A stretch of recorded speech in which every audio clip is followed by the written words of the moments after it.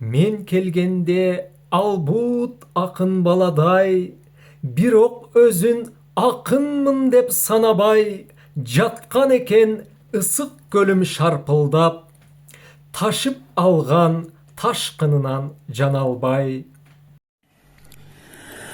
Урматтуу көрүүчү, Үмүтбек Мухаммад каналына катталыңыз.